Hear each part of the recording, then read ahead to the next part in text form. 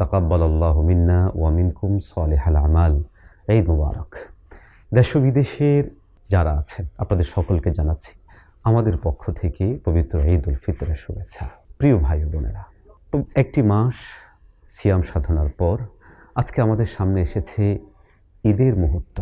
ঈদের এই আনন্দঘন মুহূর্তে আমি স্মরণ করছি পৃথিবীর আনাচে কানাচে থাকা মুমিন মুসলমানদেরকে, বিশেষত নির্যাতিত, নিপীড়িত এবং আঘাতপ্রাপ্ত মুমিন মুসলমানদেরকে, যাদের উপর ইহুদি নাসারারা একের পর এক আঘাত আক্রমণ চালিয়ে যাচ্ছে। প্রিয় ভাই বোনেরা, ঈদ উল ফিতর আমাদের জন্য শুধুই আনন্দের নয়, বরং এটা ইবাদতময় আনন্দের। আমাদের লোক সমাজে একটা ভুল ধারণা প্রচলিত আছে, আমরা মনে করি ঈদ মানে আনন্দ।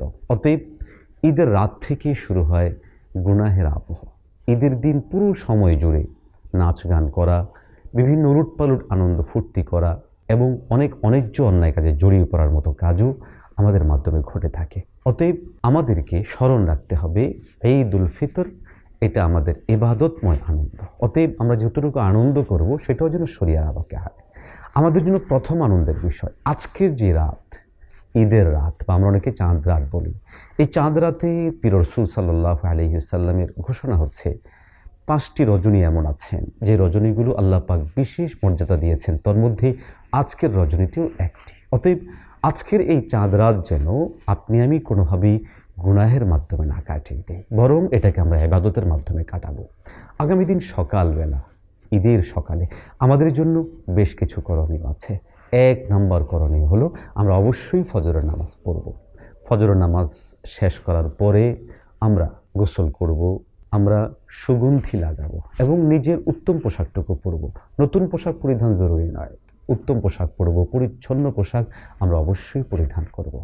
এবং আমরা যারা সদকাতুল ফিতর আদায় করিনি, অবশ্যই নামাজের আগে সদকাতুল ফিতর আদায় করব। আমরা ঈদের নামাজের উদ্দেশ্যে বের হব এবং মৃদু আওয়াজে তাকবীর দিতে দিতে বের হব। এক রাস্তা দিয়ে যাব, আরেক রাস্তা দিয়ে আসব।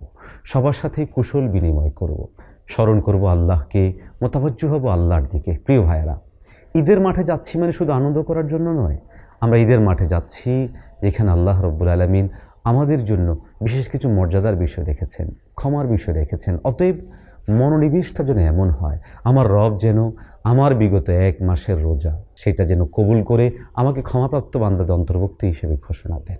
অতএব আমাদের ঈদ হোক প্রাণবন্ত, ঈদ হোক আনন্দময়, ঈদ হোক ইবাদতময়, ঈদ হোক আল্লাহর সন্তুষ্টির নিমিত্তে।